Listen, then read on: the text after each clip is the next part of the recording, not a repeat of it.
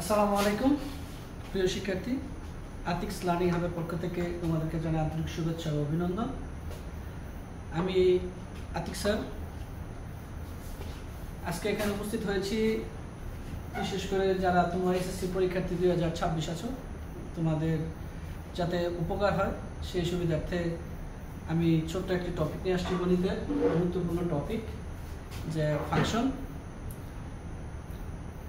এই ফাংশনের আজকে যে বিষয়টা নিয়ে আমি আলোচনা করব সেই বিষয়টা হচ্ছে এমসিকিউ প্লাস শর্ট কোশ্চেন।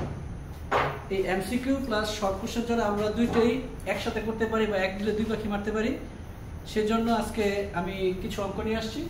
এখন আমরা এটা সলভ করার চেষ্টা করবো সবাই মিলে। তো আসল কথা না বলে আমরা কাজে চলে যাই। তো প্রথমে আমি এখানে একটা অঙ্ক লিখলাম, সেটা হচ্ছে f of y equal y to the power 4 plus 5y square minus 3 হলে f of minus 1 এর মান কত? এই প্যাটার্নের অঙ্কগুলি করতে গেলে f of y to the power 4 plus 5y square minus 3। তাহলে এই অঙ্কগুলি করতে গেলে প্রথমে আমি খেয়াল করব যে এখানে আমার কি দেওয়া আছে। এখানে দেওয়া আছে আমার f of minus 1। তাহলে আমি এটাকে কি করব, y এর পরিবর্তে এই f of y এর পরিবর্তে এখানে -1টা আমি ব্যবহার করব। যদি ব্যবহার করি তাহলে -1, তাহলে যত জায়গায় বা যেখানে আমার y আছে আমি ওই জায়গাগুলোতে কি করব, -1 বসাবো।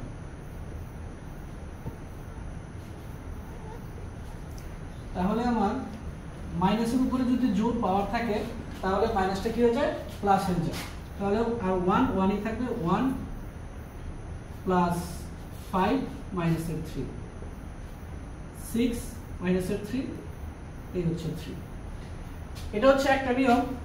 এই নিয়মের অনেকগুলো অঙ্কই আমাদের বোর্ডে আসছে এমসিকিউ আকারে।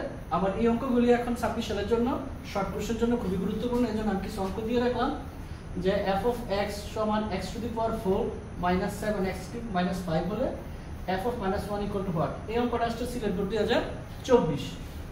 তারপরে এখানে একটা অঙ্ক দেওয়া আছে, এটা হচ্ছে রাজশাহী বোর্ড 2023, এটা হচ্ছে যশোর বোর্ড 2023।